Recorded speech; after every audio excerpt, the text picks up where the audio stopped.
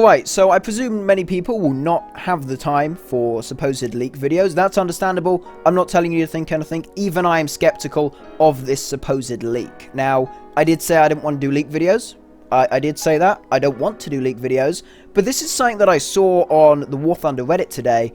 And after a bit more digging, it does seem very likely to be legit. So effectively, the supposed story was that a War Thunder dev on DeviantArt had accidentally leaked a ton of pictures of aircraft currently in development by GAIJIN. And initially you think, yeah, that's kind of dumb. They would have systems in place to prevent this. Why would that happen? And that is what I thought. Although after some more digging, it appears, after looking at the DeviantArt profile, which will be linked in the description below, it appears that this is actually a dev. These pictures did come from him, and the models themselves look exactly the same as pictures from other devs of models in development that were released after the vehicle was actually released into the game. So this does seem legit. There is always a chance it could be fake. I myself am not fully convinced, but I thought, okay, this is interesting. Let's chuck it up on YouTube, see what these guys think. So here it is. Take a look at it. Let me know what you think. So what I'm going to do, chuck up the picture of the vehicle, put up just a screenshot of the Wikipedia stats for the vehicle. If I go through each of these vehicles individually and talk about them for a minute, 2 minutes, this video will be very long. I don't want to waste anyone's time because I personally feel there's a high chance this stuff is just straight up fake. Of course, it could be real. We don't know. So what I'm going to do is just chuck up the picture, say the name of the aircraft, picture, stats.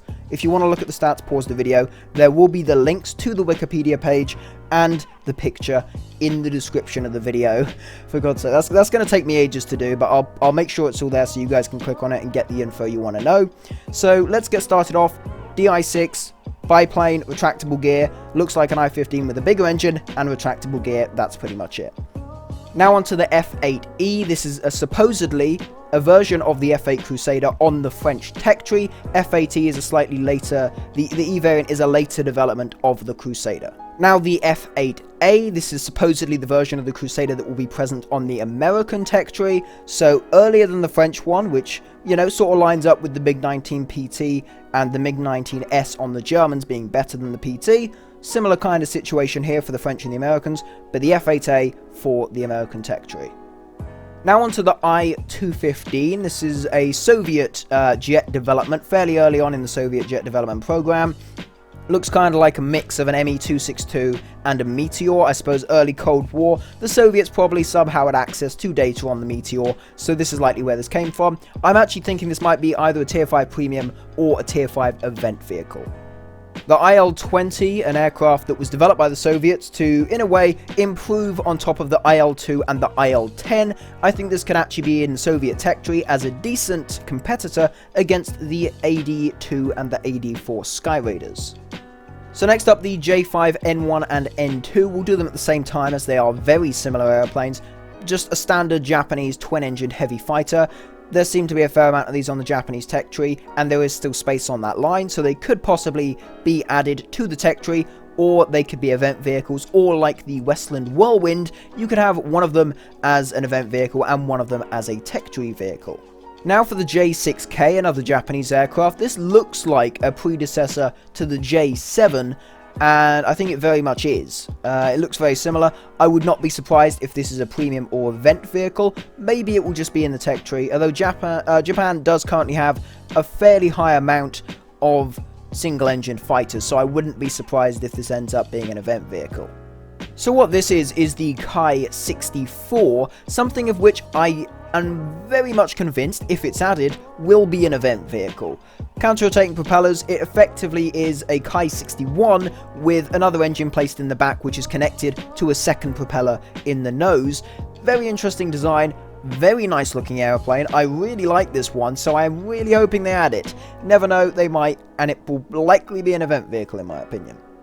Kai-74 looks to be some kind of medium bomber, Japanese of course.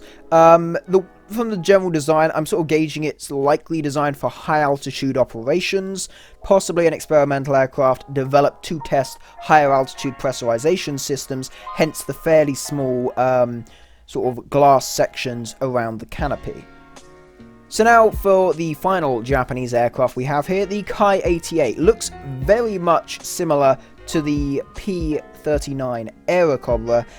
Of course, apart from the giant air intake and it not having a tricycle undercarriage, but it is fairly similar in my opinion. The cockpit shape, the wing shape, and also the gun through the center of the engine looks similar in my opinion. Another Japanese aircraft that will likely be an event vehicle or a premium. Of course though, there is always a chance with these sort of weird zany aircraft that they could end up being tech tree vehicles, as we saw with the LA-200. Now for the MDR-6, this is a Soviet seaplane, twin-engined, looks kind of like a comparable competitor to the Catalina. Gunner at the front, gunner at the back, pretty simple aircraft here. Might be an event, might be a premium, might be a tech tree, we don't know. I think this could make a very interesting and nice little aircraft at early tiers for the Soviets. The only early tier Soviet seaplane at the moment that is an event vehicle that's actually built in Russia is, I believe, the MBR-2. I'm not entirely sure. I missed the event on it. It's a single engine seaplane, but that is an early event vehicle. This could possibly be tech tree. I'm not entirely sure, but it is a nice looking seaplane. So this is the PE-6-100. It's a twin-engined sort of fighter-bomber looking aircraft. I would say that this looks to be a development of the PE-2 with slightly more powerful engines, different nose configuration. Other than that, it looks very similar to the PE-2. This is the Polikarpov TNC, I believe that's the name, although I might be wrong considering that I translated it from Russian and I don't speak Russian, so we're not entirely sure there. But this is it. Looks like a sort of medium heavy fighter, twin engine, guns in the nose. Looks pretty simple. Fairly short wings for it being a heavy fighter. Basically, it's like it actually again looks like a PE-2 just with shorter wings. So I would say that's what that is. I would think this would be either a premium or event vehicle, likely event vehicle, as generally the Russians get a fair amount of event vehicles, so I think this would suit that role quite nicely. This is the R-10, a sort of strike aircraft, strike attack aircraft, in the vein of the early Stuka variants. I would say this could be an event vehicle, could be an early tech tree. I would actually think this could be an early tech tree. Looks very similar to the Kai-32 Japanese early attack aircraft that we got last year, I believe. So this could possibly be a Russian one, very similar. Early attack aircraft, I think we could see this at some point just to fill out a spot in the early areas of the Russian aviation tech tree. So this aircraft, when I saw it, all I could really say was, what? It looks like a TU-2 has had a baby with an IL-28. It's like a propeller bomber where they've just stuck some jet engines on. I wouldn't be surprised if the rear section is actually from a TU-2. The gunner section looks very similar. It's a jet aircraft with exposed gunners. It's likely not that quick. I would guess what this is a very early jet bomber development from the Soviets. Likely not that quick.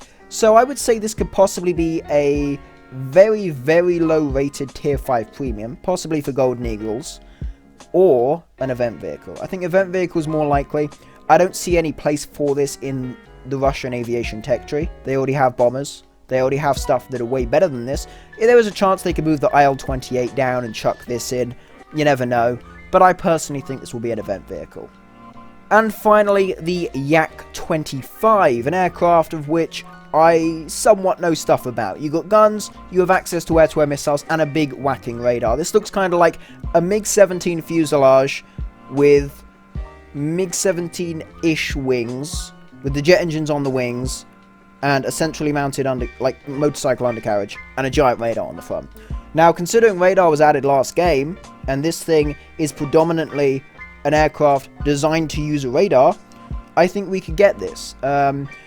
Similar to the Valtor, it would basically be a Valtor with radar. You got guns, you got missiles, you got radar. Fairly simple. I think this could fit the sort of 8.0 to 9.0 meta fairly nicely. I'm not entirely sure, but I think it could. Maybe we will get this at some point to throw into the USSR tree. It's a unique looking aircraft, although I believe it did actually go into service, so the likelihood I would say is fairly high of seeing this one. So as I have said before, leaked content is no longer really a thing on my channel. I will not be making any more leaked videos unless something absolutely insane comes up. The reason I really wanted to do this one was that I saw this on Reddit and I really just thought, you know what, I do want to know what people think of this. It looks fairly legit. I thought I should just put my 2 pence on it. Just let people know that it is out there. There is the possibility that this is real. I will by no means be making any more leaked videos for any time in the near future. With that aside, though, if you do want to subscribe, feel free. Majority of the videos will be gameplay videos, and also the odd news video on dev blogs and such. Anyway, thank you very much for watching, and I will see you in the next one.